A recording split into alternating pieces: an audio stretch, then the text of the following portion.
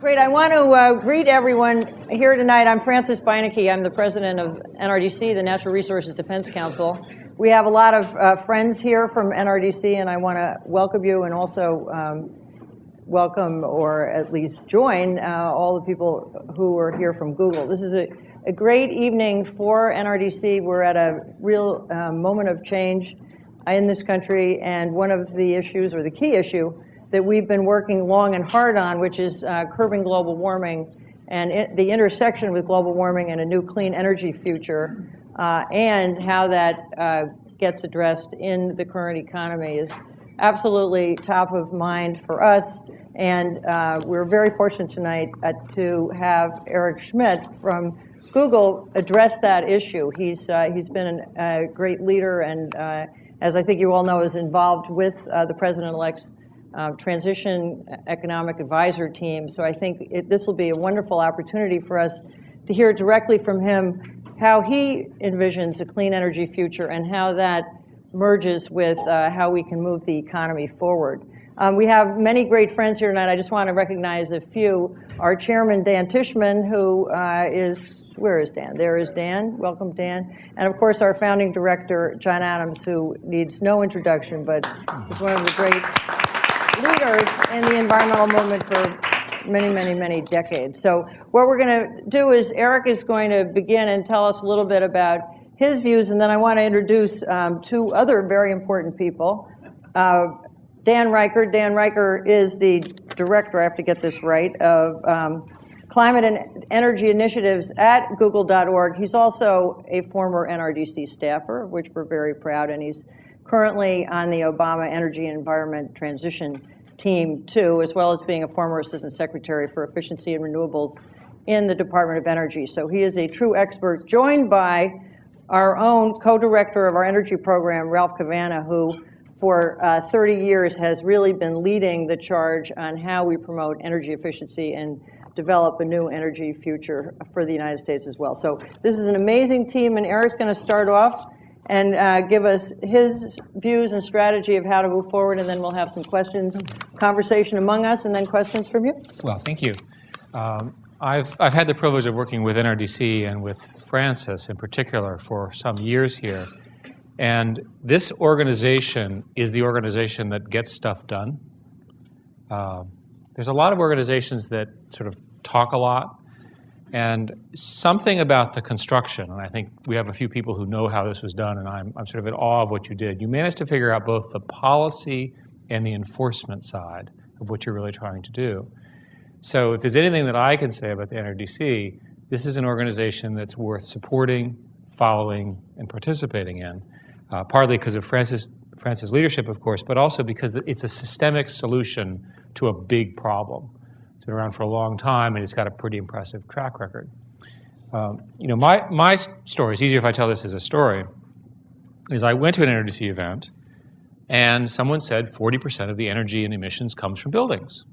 I thought, wow, it's a big number. I mean, you know, and they had one of these, you know, terrible slides, we're all going to die, and so forth and so on. And I thought, 40%, you know, and that's one thing that we have a lot of buildings. So I call the Google folks in, and I said, what are we doing about the 40%? They go, oh, well, we have this idea, that idea, this idea, that idea. And I said, well, I was put on my sort of Republican CEO tough guy tone. What's the payback? And they said 18 months. And I said, what? He said, I don't have to pay for this? I said, no. So I said, why don't you do it? No one asked. This is a real conversation.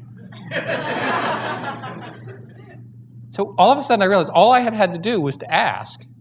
These people have been coming up with ideas. They've done the math. It's relatively straightforward. These are positive NPV investments. I said, good, do it. Come back when you need more money. Okay? So they did it. And of course, we have millions of dollars of savings at Google, which goes, by the way, right to our shareholders. So good Republican behavior. And by the way, it's the right thing. So I learned a lesson. You have to ask. And those of you that are in charge of things or participating in this, it's time to act. You can sit there and you can say, oh, you know, woe is me, this is a problem, and so forth. Take action yourself. So after replacing all the light bulbs by CFLs and so forth and so on, it actually begins to compound. So then they show up again. And they say, we have a new idea. What? Let's have the world's largest private solar generating system here on campus. Okay. And one of the side benefits is that you have a carport which has solar panels on it which shades the cars. Plus, you can have a little plug with the electric cars. You can plug them in right to the solar panels. Perfect. How much does it cost? Oh, I don't know, not that much. What's the payback? Less than 10 years. And we have these great tax credits, which are about to expire. Even better. Do it. So all of a sudden, and for a while, until about 6 months ago, we had the largest 1.6 megawatts, in fact, which covers roughly 20% of our electric needs in our campus. Again, what's the compound of that as electricity rates rise over 10 years? These are very conservative assumptions. It's a no-brainer from a shareholder perspective. So my point in those two stories is that you start, when you actually do the math, you discover doing the right thing is also the right thing for business. And if there's any message that you should take out of NRDC's involvement in this, and certainly my involvement, is that you don't have to choose a good or a bad outcome. So meanwhile, Dan Riker shows up. Okay. We have a philanthropic arm. We'd given a couple $1 million grant for energy efficiency to NRDC. We meet all these interesting people. He comes in and he says, we can do better. We start looking at energy efficiency. We start looking at renewables. We start looking at technology. And Google's an information company, not so much an energy company. So we start building things that involve smart grids and so forth. And I'll talk a little bit about that. And of course, he's the expert. This proceeds. We make investments in solar, enhanced geothermal, and wind. We have a detailed strategy, tens of millions of dollars in investments in companies, trying to get it kick-started. Because I'm going to run out of normal, conventional, oh yes, perfectly reasonable NPV decisions as a company unless these new technologies become available. Right? And we're a significant user of power. So I've got a good business reason to do it, plus I have a good social and philanthropic reason to do it. So we're having this conversation. Is there a way, question, is there a way to solve every known problem at once?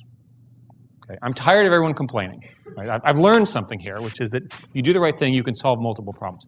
Can we solve, let's go through the list. Energy prices are too high. Energy security, how many wars are being fought over oil now and in the future? What about job creation, especially in the rural areas? What about building businesses that are exportable outside of the United States to create wealth for Americans? Always a good thing in my judgment. Oh, and by the way, why don't we solve the climate change problem too at the same time? Wouldn't that be great? Yeah, sure. Right, absolutely. So we had this debate. So the first calculation was it would cost $1 trillion. And I said, hey, it's easy to get $1 trillion. Just put a gun to the head of the Congress. Oh, sorry, wrong discussion. Sorry, that was a different conversation. It's only $1 trillion. You can get it in a week, okay? By the way, that's over 22 years. NPV is $200 billion. U.S. energy business is about $1.5 trillion a year. $200 billion in present value of investments over 22 years is not that big of a number. We published that model in September, and I'll take you through it. And with a lot, because it's open, people actually criticized it. And as a result, we discovered some errors in our calculation, and guess what? We started to make money.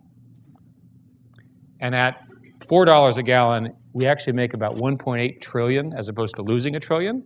So now it's hard to argue with me. At $3 a gallon, we make $1 trillion. This is pretty neat. I mean, it doesn't get better than this, guys. You know, here I am with my businessman hat on, making $1 trillion, which everyone could use. Plus, we're going to solve every known problem at once. So how do we do this? Look, this is pretty good. So the first thing we do is we separate out energy, essentially generation, from transportation. Remember, energy generation is primarily coal and natural gas, mostly coal in the United States, with some nuclear and so forth. Is there a way to take all the fossil fuels that are currently being used, roughly 70% of the electric power, most electric power used in the United States, and replace it? Because remember, these plants die. They have to be replaced and so forth. There's new demand. So with some assumptions, including holding energy efficiency per citizen, that is energy consumption per citizen constant, which has been true in California since 1973, not true in many other states, we're able to take the money that's saved from that single idea and plow that into the construction of solar, wind, and enhanced geothermal as long as there's the proper grid. to get this stuff around. I'll come back to that. The math works. So you say, where do we get the $1 trillion? So it turns out that's roughly cost even in the current calculation. And you can read all this on using your favorite search engine. Just type Google 2030 energy plan. The second thing that we do is we look at transportation. Most of the issues around oil are really related to cars and trucks. Trucks will be solved largely by LNG fleets and other kinds of things like that. But cars are this huge opportunity. And it turns out that in the middle of all of this, Google and a number of other companies, but in particular Google, and I think under Dan's leadership, so I'll give you a little bit more credit here too, came up with this notion of plug-in hybrids and getting people using them. And as you know, what a hybrid is it's got a mixture of a battery and essentially I think of it as an electric engine and a gasoline engine.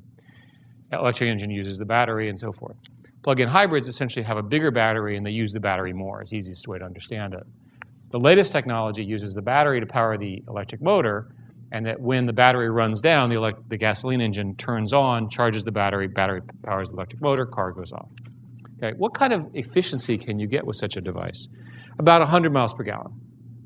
If you assume fleet-wide increases in roughly doubling from 35 to 70 miles per gallon, all of a sudden you save $1 trillion, right? Because gas prices held constant over the number of miles and so forth. So now you've got to get those cars in people's hands. You actually have to build them. So in our plan, and you'll see this, we actually accelerate the buyback of polluting cars, also known as our current cars, so forth. So we presented this, and people said, way not aggressive enough. I said, not aggressive enough? We're already making $1 trillion solving unknown problems. Okay, like, what's your complaint? Okay. Well, the first thing is you haven't accounted for coal, basically carbon sequestration for coal. Yeah, but that's positive to our model. And you haven't accounted for the possibility that nuclear can be made safe. This is like skeptical, right? And I said, that's positive to our model. If you can prove that, we'll add that too. And then somebody says, did it ever occur to you that if you made cars twice as light, twice as heavy, so half the weight, using carbon fiber and other technologies, maintaining their current strength and survivability, you'll get 200 miles per gallon. So that's positive to the model. Better design, so forth and so on. You can get the gasoline part of transportation down to 5% or 10% of what it's used today. And wouldn't it be nice to cause the demand for petroleum to drop dramatically after everything that's happened to us and been done to us? You know, let's get back at this. I remember. Okay. So my point here is, you've got a plan that spans both. So how do we put up this plan? Well, first place, we need some cash. Thank goodness there's a whole bunch of cash about to happen. And I'm not talking about the bank bailout, I'm talking about the stimulus package. And President-elect Obama, thank goodness, has talked about that if you're going to have a stimulus package, you might as well invest in roads, bridges, schools, broadband, and energy efficiency, and these kinds of things. Perfect. How much money do we need? Oh, a few $1 billion. These stimulus packages will be big enough that our little corner, the one we're working on, is relatively a rounding error compared to the scale of the numbers that they're talking about. So this is achievable. So that's where the money comes from. There's another thing that we need, and this is what I'm going to end on. We need intelligent regulation. And intelligent regulation recognizes a couple of things. It recognizes, first and foremost, that most of the money is not with the government, it's in the private sector. Okay? It recognizes that incentives need to be designed so that private money comes in. Here's an example. What's the best stimulus that you can do? Give money to the energy efficiency programs that are already in place at the state level run by the utilities. In our plan, we have $10 billion for that.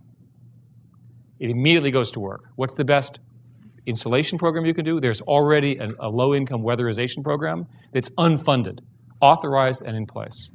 How much money do you need for our advanced R&D? You can't soak up more than $2 to $3 billion in investments, and that money would go to take over plants in places like Michigan, where people don't have any work, right? Where they are sophisticated and high-tech workers who could actually build the battery and the battery trains that we need for this sort of architecture. So without going through it number by number, believe me, we've got the numbers that out. The second thing that has to happen, and I want to emphasize this, is that there is this infrastructure problem. Now, I'm a computer scientist. I think about the internet. And I look at the electric grid and I say, why is the electric grid the same as it was in the 1960s? Because nobody cared. Nobody tried to build a grid that was flexible, scalable, decentralized, and had decentralized control and the ability to get on and off. So in the vision, which we'll talk a lot about, of a smart grid, here's an example. You guys have all the batteries sitting in your cars. What are they doing in your garage? Why can they not add to peak load when peak load is needed? The utilities say that the highest cost of being utility is not average load, but peak load, which is in the afternoons. Right? Plug your car in, draw the battery down, charge it up at night. Straightforward. Seems obvious, right? You can't do it because the computerization of the internet and so forth seems obvious, right? The grid's not organized that way. That's part of it. The other part has to do with transmission lines and sort of a lack thereof.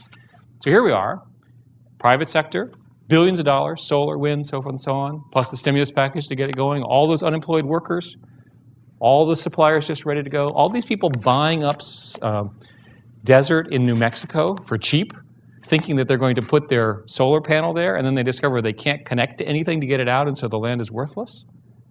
There are proposals now for very, very sophisticated transmission systems throughout the West, which are needed for this, which are currently on a fast track to occur in 10 years.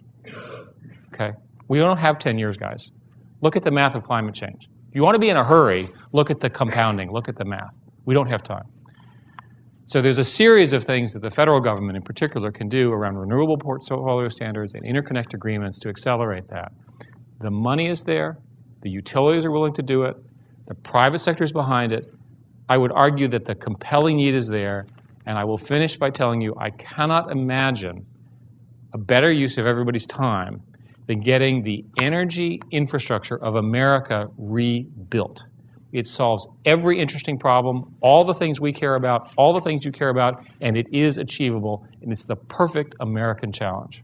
Thank you very much.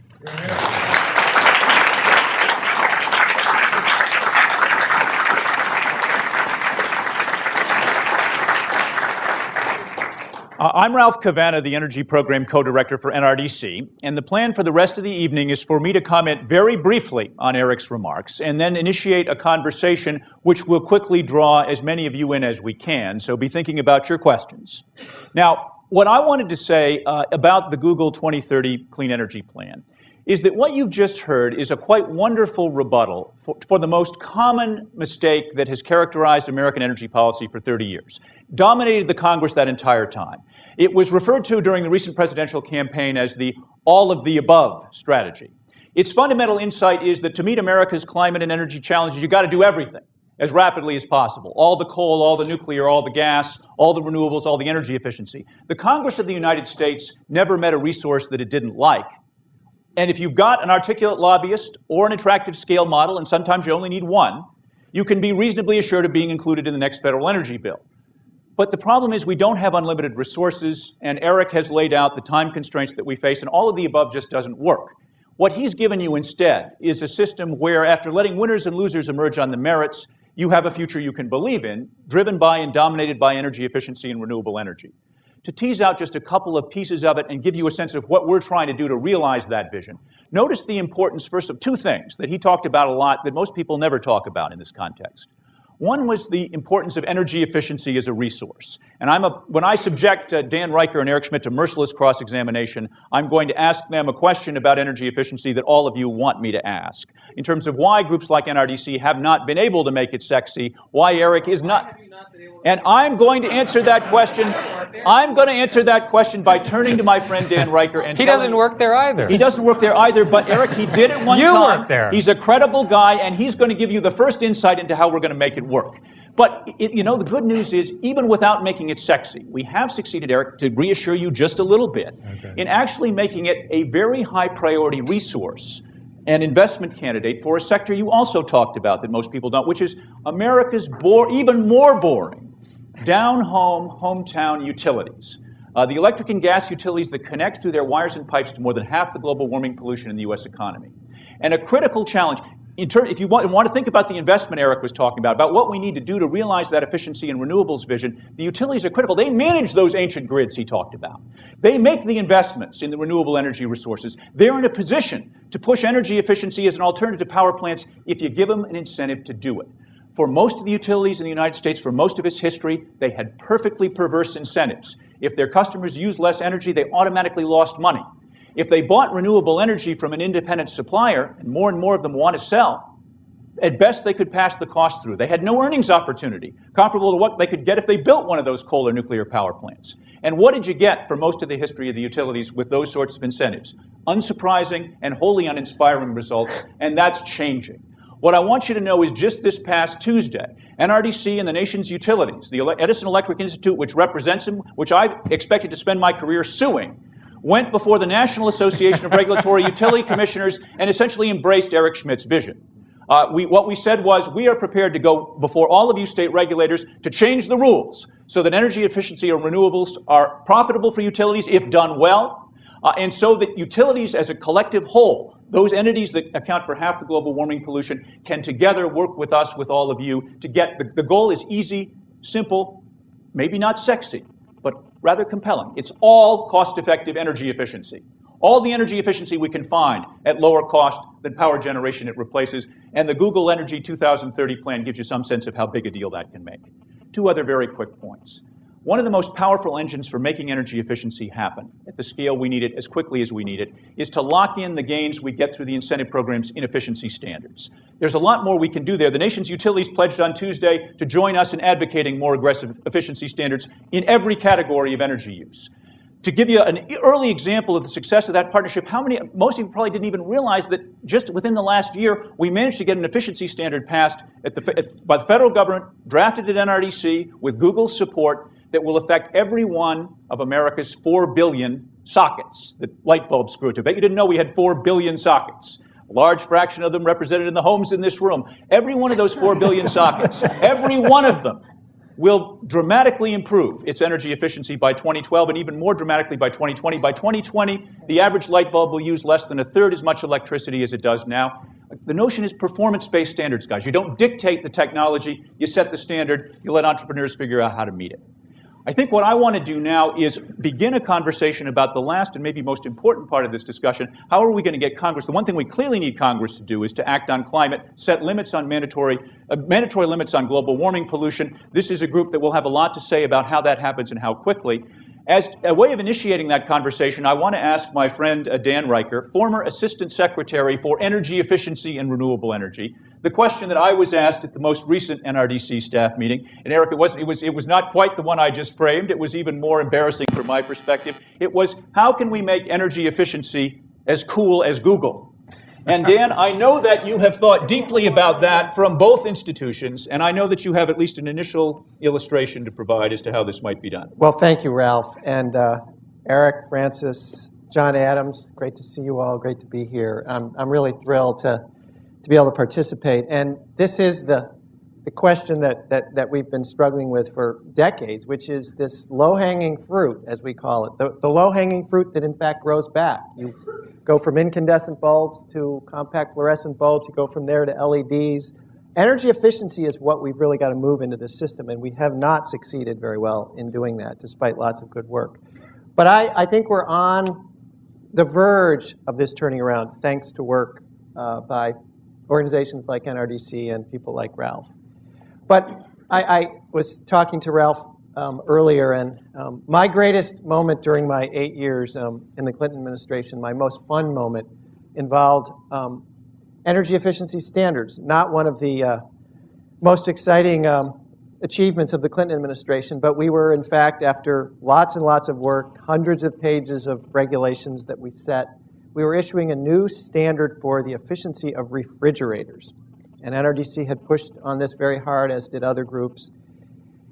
And Secretary of Energy Pena said to me, so Dan, I'm getting up to make this announcement about the efficiency of refrigerators and standards.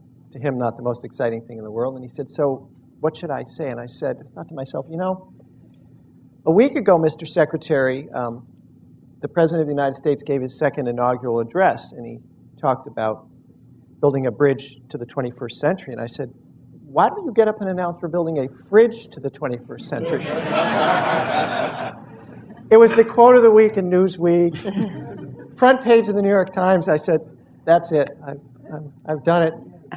So 2 weeks later, we were announcing an agreement with the mining industry about how to improve their energy use, cut pollution. And he said, so Riker, what am I going to say now? I said, well, Mr. Secretary, why don't you get up and announce that, after all, a mine is a terrible thing to waste? I said, no, you do that one. Any event, so the first step is humor. We've got to put something around this. But more seriously, I do think that energy efficiency is really the opportunity that we really have to exploit. It achieves everything we need to achieve from an economic, environmental, and security perspective. And I will leave you with what I think is a big thought on how to make this happen, and that is the power of information. I think if you sit back and realize what you get once a month in the mail, which is this paper bill from your utility, and realize how little you understand from that other than how much you owe and where to send the check. It's all you basically get. Imagine if you actually had real-time information about your own energy use. And that's something we're very interested in at Google, bringing this to people. And we've begun to experiment with it. And 5 days ago, I had a little unit installed in my house. And I now can go on my laptop and at any given moment get real-time information about the electricity I'm using. And or that your household is using. That my household is using. So I called up my wife last night. I'd been away for a couple of nights, and I said, you know those 2 lights in the front hall? I think you left them on.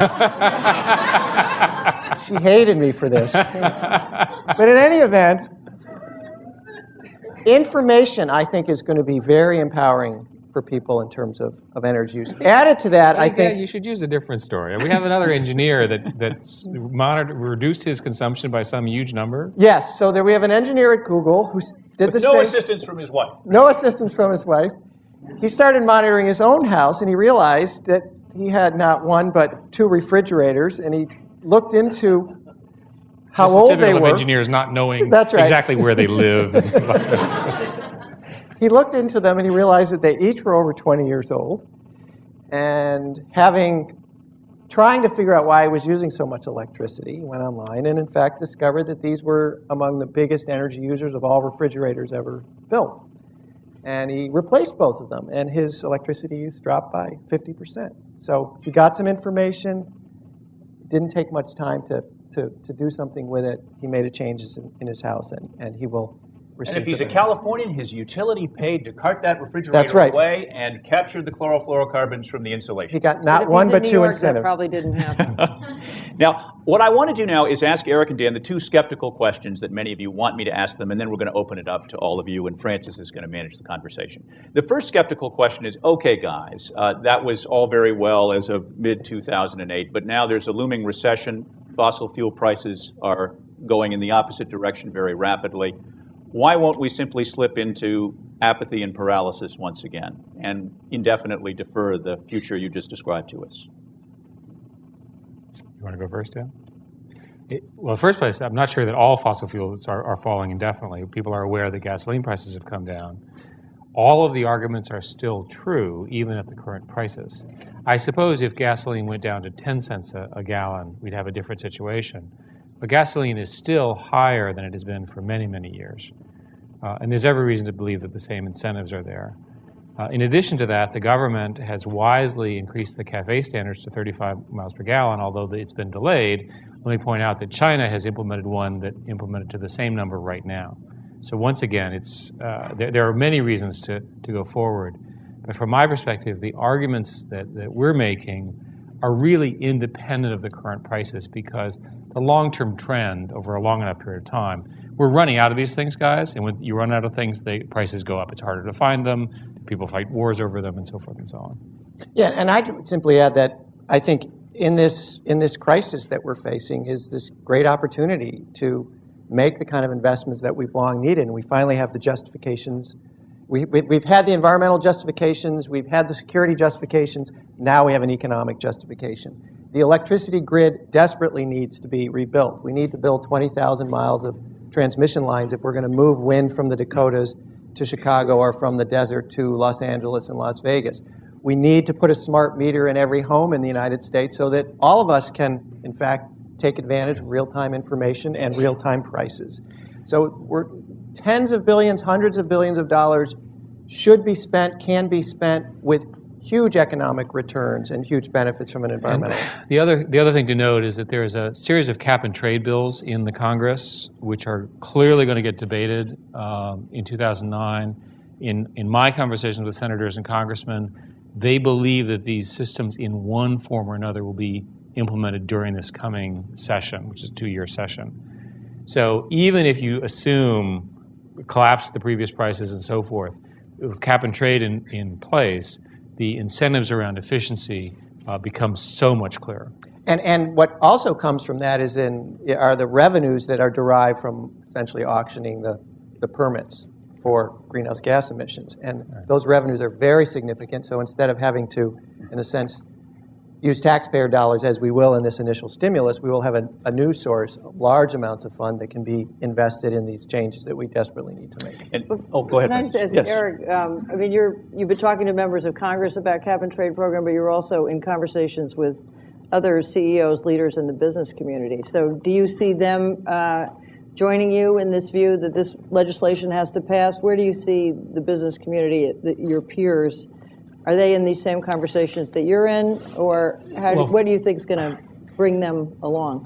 You know, you have some sympathy for the utility executives because they have a lot of stuff coming at them. They're regulated. They have all these people yelling at them all the time.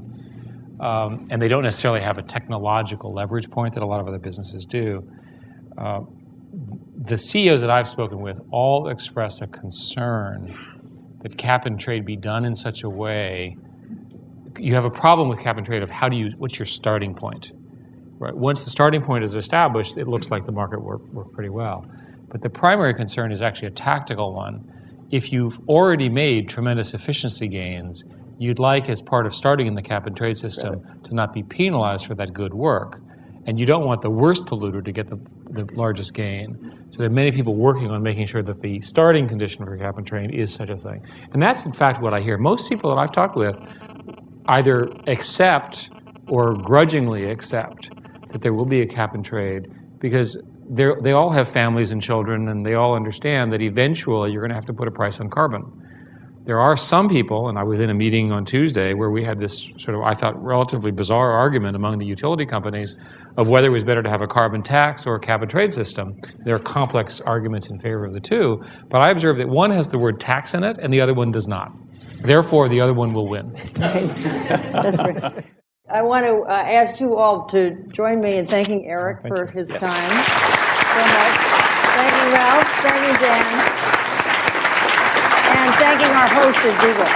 It's been a great evening, and you will all see how this unfolds over the next many months and many years. We have a lot to do, and we've had a great conversation about what the path is that we need to take. So thank you very much again.